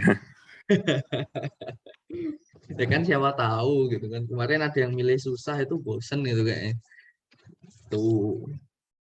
Kan aku nggak tahu itu loh guys. Baik, kita coba ya ngerjain soal. Oke, kita langsung coba yang mudah dulu lah. Kayak gitu. Contoh soalnya yang mudah dulu. Kira-kira seperti ini, Mas.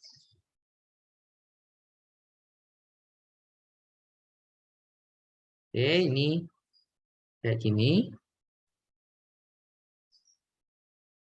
Nah, ini T4, ini T2, T3 gitu ya. Ini T1. Oke. Nah, benda ini diberi percepatan A ke depan. Seperti itu. Oke, atau dia dipercepat A ke depan. Kayak gitu ya. Nah, ada T2, T1, T4, T3. Of course ada MG ke bawah. Ada G ke bawah. Nah, di sini T1, T2, T4, dan T3 itu diketahui. Yang tidak diketahui itu masanya. Ditanyakan berapa massa dari bendanya. Oke, kira-kira gimana ini?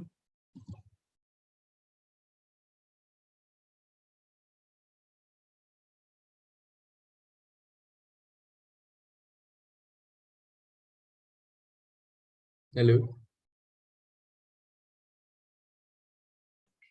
Gambar diagramnya.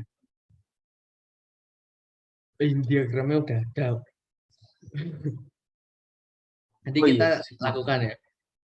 Mengerti soalnya lah ya. Oke, pilih sistem. Sistemnya cuma satu, nggak usah dipilih. Terus gambarkan gaya luar yang bereaksi pada sistem. Oke, kita gambarkan. Oh ini mas, MG ke bawah. Sudah ya? Ada lagi? Ada lagi gaya luar yang bereaksi pada sistem mas? Udah. Nggak ada ya? Oke, oke, clear. Terus pilih koordinat yang sesuai. Oke, tegak lurus saja lah, biar mudah. Oke, kita ikutin langkahnya. Tulis persamaan hukum 2 Newton pada setiap sumbu. Baik, sumbu X di sumbu X. Gimana persamaan hukum 2 Newtonnya? Sigma Fx untuk M kecil sama dengan massa M kecil dikalikan. Di arah X apakah mempunyai percepatan bendanya? A kecil. Punya ya, percepatannya A. Iya kan? Halo? Iya. Iya. Iya, oke. Jadi, nah, resultan gayanya ada gaya apa aja di arah X?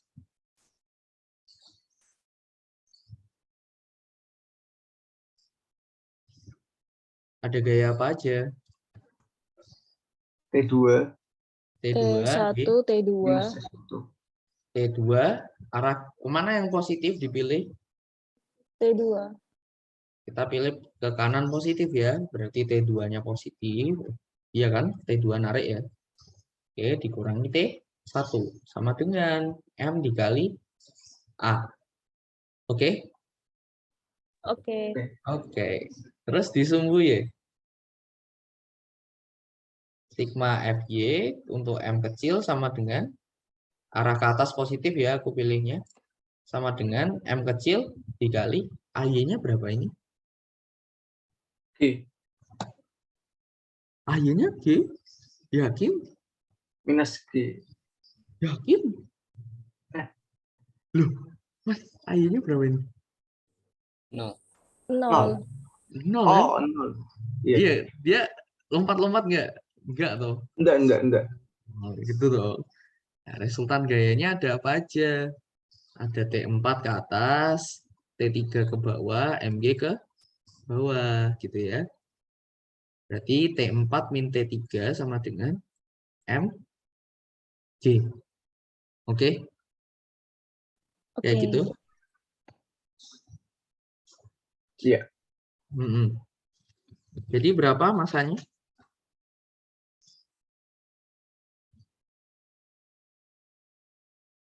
Tadi T yang dikasih tahu T berapa aja? T1, T2, T3, T4. Yang dikasih tahu. Akselerasinya nih nggak tahu juga. Iya, akselerasinya nggak tahu. Disuruh cari masanya.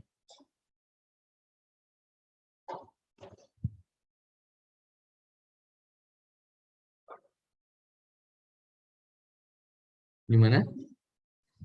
Mudah ya? Bisa nggak cari masanya? T2 min T1 apa A bisa? Bisa ya? Masanya sama dengan T4 min T3 per D. A-nya nggak tahu Mas. Oke, kalau Wah. disuruh cari percepatannya, Percepatannya sama dengan T2 min T1 dibagi M, ya enggak? Iya. Sama dengan T2 min T1 dibagi T4 min T3 dikalikan dengan G. Oke, ini contoh yang paling sederhana, gitu ya. Mungkin ada yang mau ditanyakan?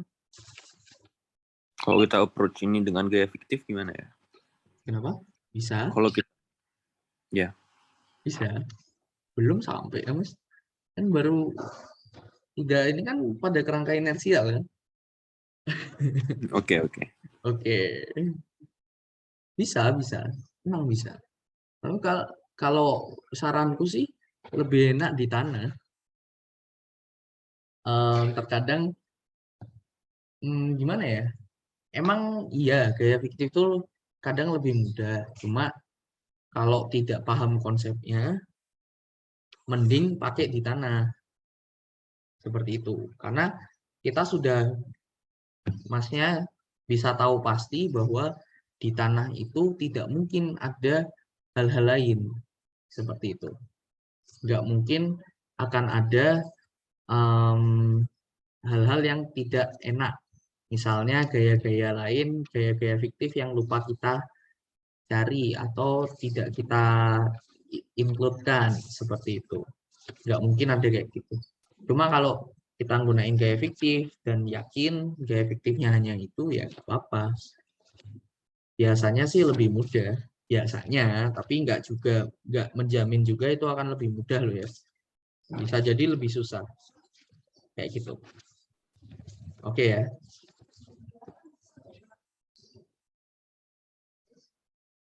Baik, kita lanjutkan untuk sistem yang lebih kompleks sedikit. Bagaimana jadinya?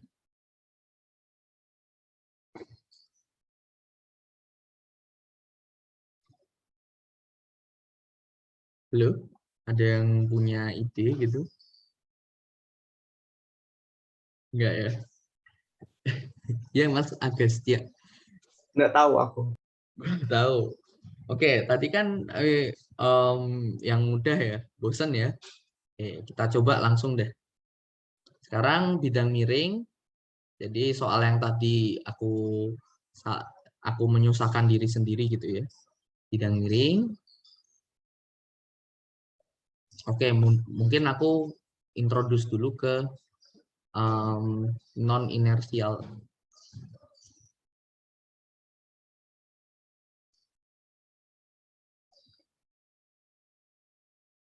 Oke, seperti itu ya.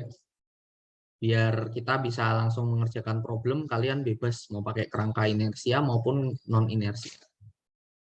Oke. Hukum Newton pada kerangka non-inersia, gitu ya.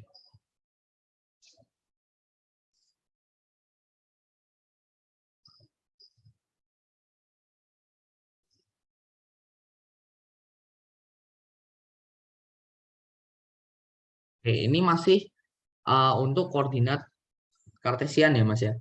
Untuk gerak lurus ya. Paham ya? Kalau misalnya nanti koordinat polar, mohon maaf ini. Belum bisa. Ya, oke. Nggak apa-apa. Gimana untuk kerangka non-inersial? Jadi kita bandingkan dua kerangka. Anggaplah kerangka ini, kita namakan kerangka S, itu adalah kerangka yang diam. Gitu ya. Oke? Oke. Terus ada kerangka baru, kerangka S absen.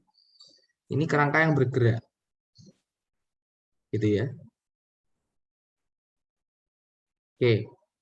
Misalnya S ini di tanah, S absen ini di dalam mobil gitu loh, Mas.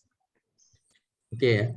Mungkin kalau yang susah membayangkan, kira-kira analoginya kayak gitu. Nah, ini di dalam mobil.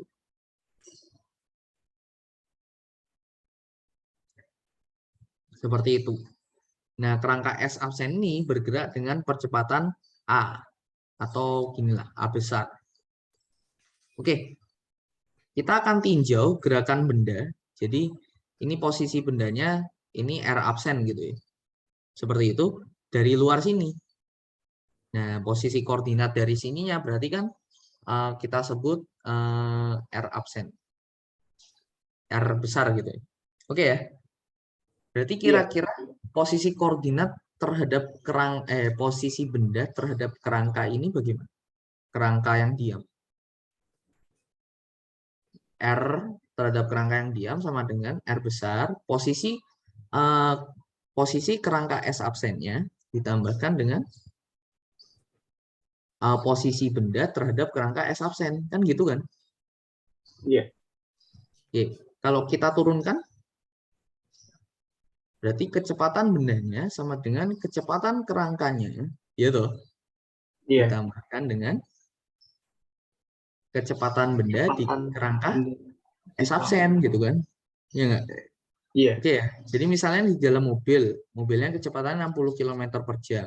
Bendanya kita lempar ke depan, kecepatannya 1 meter per detik gitu misalnya. Berarti kan kecepatannya kan ditambah kan menurut kita yang dari luar. Ya nggak?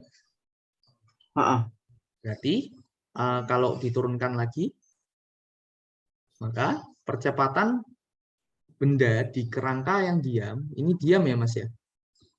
Oke, ini kerangka S, itu sama dengan percepatan kerangka S absennya. Ya kan? Ditambahkan dengan percepatan benda pada kerangka S absen. Oke. Nah, ini maksudnya gimana dengan gaya fiktif? Artinya apa? Kalau kita ingin meninjau percepatan benda di kerangka S absen, berarti kan kita meninjau yang ini tuh. Iya enggak? Iya. Ya kan?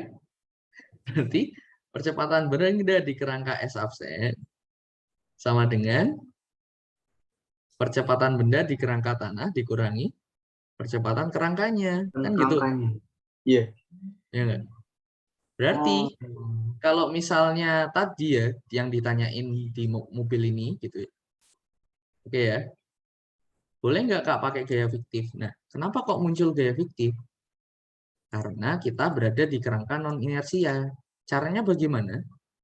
Caranya kita nggak lihat dari tanah, Mas. Kita masuk ke sini. Ikut jalan dengan mobil. Ya kan? Coba kita tinjau gaya di dalam mobil ini. Sigma Fx-nya sama dengan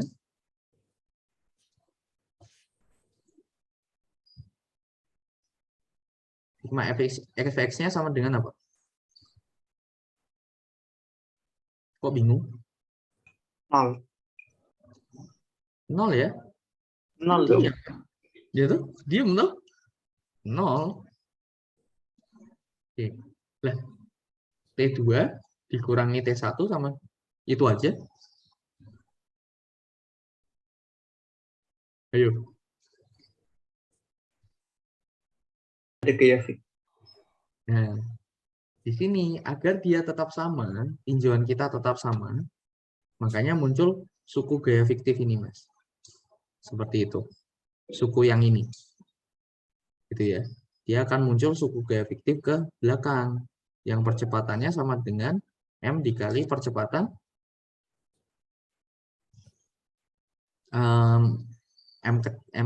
M massa ini dikalikan dengan percepatan dari kerangkanya. Seperti itu.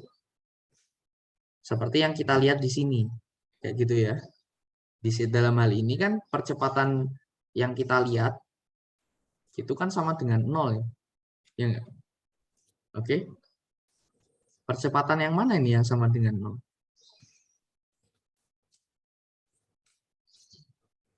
Yang ini apa yang ini? Ayo. Yang ini kan? Ya enggak? Jadi terhadap tanah, itu dia tidak 0. Seperti itu.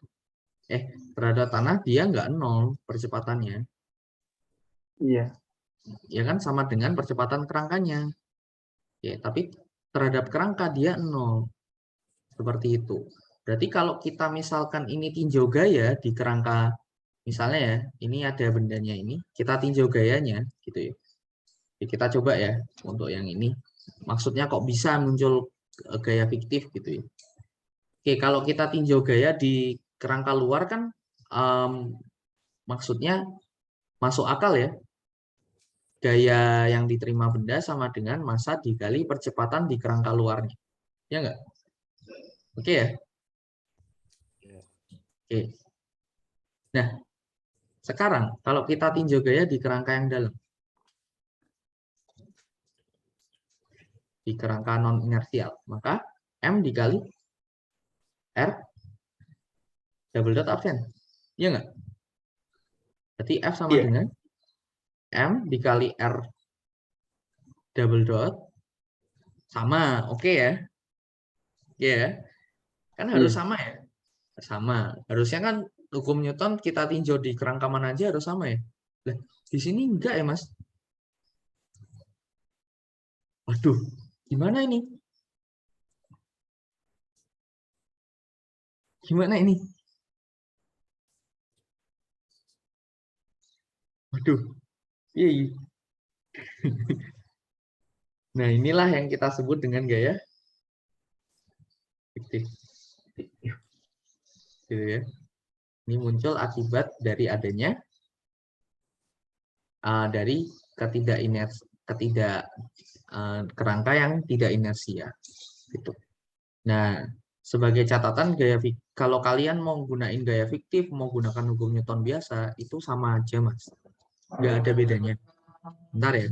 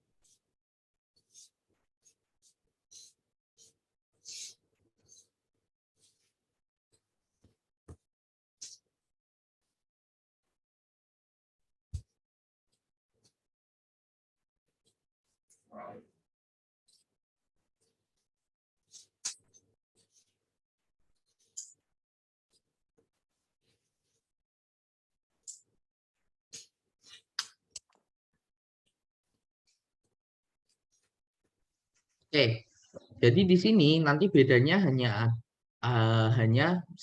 ini loh, Mas. Apa itu namanya? Sisi MA ini kalau di kerangka tanah dia akan di sebelah kanan. Kalau di kerangka non inersia dia akan di sebelah kiri. Itu aja bedanya. Ya kan? Nanti kita bisa lihat di mana-mana. Oke, sebelum istirahat gitu ya, kita kerjakan ya yang tadi, yang bidang miring dengan bidang miring, tapi bidang miringnya bergerak. Seperti itu, ada massa M kecil di atasnya. Oke, ini kita kerjakan ya. Halo. Oke, gimana jadinya?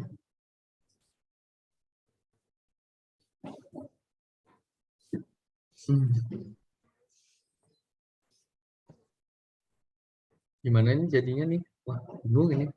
Bingung nggak? Ini diam atau bergerak tuh angkanya? Kok Kenapa? angka? Bendanya prismanya diam atau bergerak itu? Bergerak. Oh, Oke, kita lakukan dengan dua tinjauan. Pertama, tinjauan di kerangka merah ini ya, kerangka bumi. Satu lagi tinjauan di kerangka untuk M kecilnya, jadi kita ikut M besar gitu. Oke, di kerangka M besar. Untuk M kecilnya. Oke ya? oke. Baik, kita tinjau yang dari kerangka bumi semua dulu. Oke, kita pilih dua sistem ya di kerangka bumi. Berarti sistemnya ada sistem apa aja? M kecil dengan Ini gaya normal, ini MG ke bawah, kan seperti itu ya. Ada lagi gayanya? Nggak ada. M besar. Ini gaya normal. Terus, udah ya. Ini ada sih gaya normal absen, MG, M besar G ke bawah, kayak gitu. Ada lagi? Udah ya. Halo. Itu lantainya. Licin, Mas. Tidak usah mempersulit diri dulu lah. Licin dulu. Iya toh. Oh, Iya. susah. Oke. Ada lagi ini? Nggak ada kan ya? Nggak ada.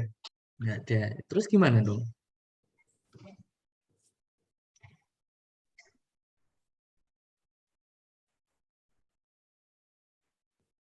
Berarti kita tinjau gayanya sekarang. Ini koordinatnya XY sama semua. Bagaimana jadinya? Sigma fx untuk benda M kecil, gitu kan, sama dengan M kecil AX. Oke, langsung aja N sin theta, M kecil AX. Oke, arahnya positif ke sana. Sigma FY untuk benda M kecil ke atas sama dengan M kecil AY. Berarti N cos theta dikurangi MG sama dengan M kecil AY. Oke, untuk benda M besar, sigma Fx di arah untuk M besar sama dengan M besar dikalikan percepatannya. Jadi ini negatif N sin theta sama dengan M besar kalikan percepatannya. Seperti itu. Oke, sudah persamaan gaya semua, kita cari hubungan percepatan atau persamaan batasannya. Bagaimana kira-kira? Oke, misalkan ada A, ini ya. A kecil ini adalah percepatan relatif M kecil terhadap M besar. Jadinya percepatan M kecil itu bisa kita nyatakan ini A ditambahkan dengan AM besar seperti ini ya. Ya enggak? Halo? Iya. Berarti di sini AY untuk M kecilnya sama dengan terhadap tanahnya kan berarti minus A relatif ini sin theta. Ya enggak? Iya. Untuk AX-nya A besar ditambahkan A cos theta. Ini kalian bisa definisikan ke atas, bisa didefinisikan ke bawah, nggak masalah. Nanti hasilnya sama. Kayak gitu ya. Oke. Oke, kita masukkan. Berarti N sin theta sama dengan M besar A ditambah M kecil A tambah M kecil A kecil cos theta. Oke, lalu N cos theta dikurangi MG sama dengan M kecil A ditambah gitu ya. Oh, nggak ada ya kok ditambah. M minus M kecil A kecil sin theta. Oke, minus N sin theta sama dengan M besar A besar. Oke, ini pertanyaannya belum ditulis ya. Aduh, yeay. Baik, kayak gini. Cara mencari A besarnya bagaimana?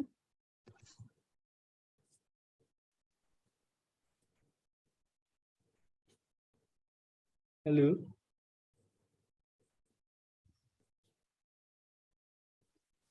Substitusi A.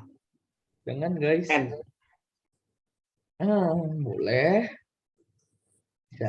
Bisa jadi. Oke. Bisa juga dengan eliminasi. Kita lihat. Kita eliminasi A kecil dulu, karena kita kan nggak butuh kan. Ya nggak? Iya. Jadi ini persamaan 1, 2, 3 ya. Persamaan 1 kita kalikan dengan sin. ditambahkan dengan persamaan 2 kita kalikan dengan cos. Berarti n sin kuadrat theta sama dengan m kecil a sin theta ditambah m kecil a cos theta sin theta. Ini n cos theta, cos kuadrat theta dikurangi mg sin cos theta sama dengan minus m a kecil sin theta cos theta. Baik. Ini kita jumlahkan. Berarti n minus mg cos theta sama dengan m a sin theta. Nah, ini kita kalikan dengan sin ya. Jadinya n sin theta sama dengan minus mg cos theta sin theta sama dengan ma sin kuadrat theta. Oke, kita jumlahkan dengan itu.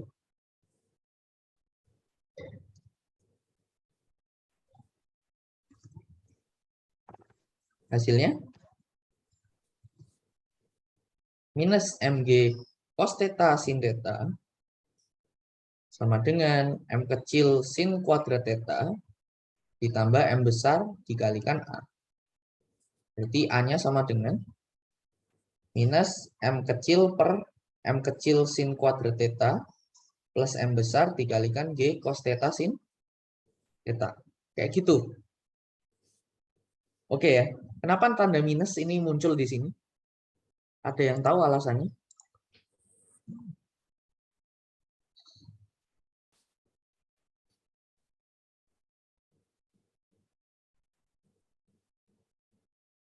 Berlawanan dengan pemisalan. Iya. Berlawanan dengan permisalan. Permisalannya ke kanan positif, jadi dia berlawanan. Iya benar ya Mas Rafael. Mohon maaf ya.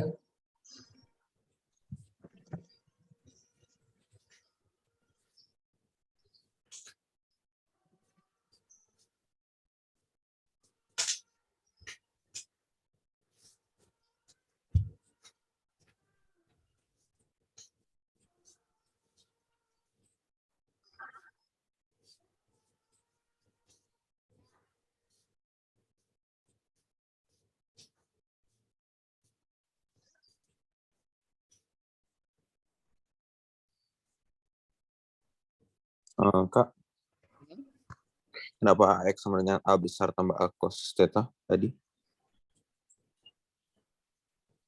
Ini A itu percepatan relatif M kecil terhadap M besar. Kayak gitu kan? Nah, Oh, berarti kan? oke.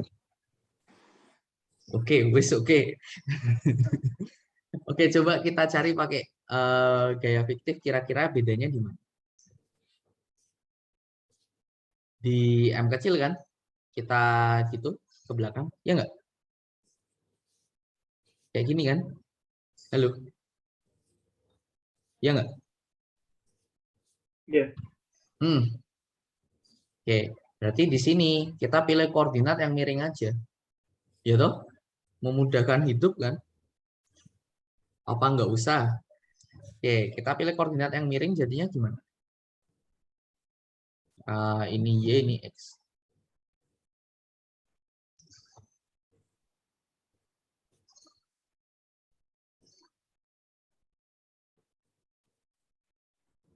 Ini Y, ini X. Kayak gitu. Baik, jadinya N sama dengan, langsung ya, ini N-nya, ini MA-nya ke arah X, seperti ini. Di sini MG-nya, theta-nya di sini. Berarti MG cos theta, ya enggak? Tambah MA sin theta. Padahal dari sini N sin theta-nya sama dengan M besar, A besar ya? Ya enggak? Kita tinggal masukin kan? Minus MG cos theta sin theta ditambah dikurangi M kecil A sin kuadrat theta sama dengan M besar A besar. Seperti itu ya. Baik, jadinya A besarnya sama dengan minus MJ cos theta sin theta dibagi M kecil sin kuadrat theta plus M besar. Oke? Bisa dipahami?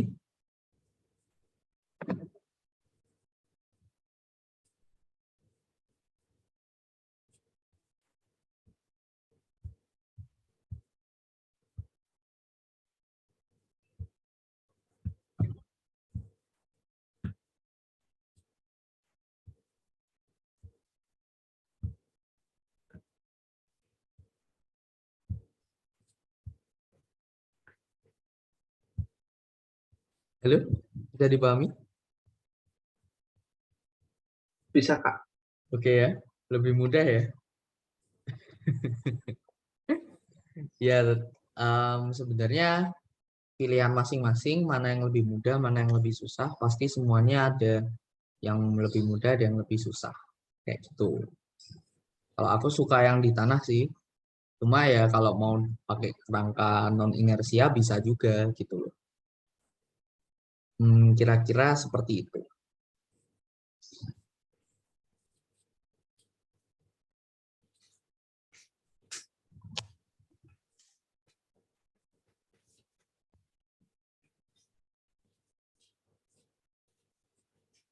Baik, kalau nggak ada pertanyaan,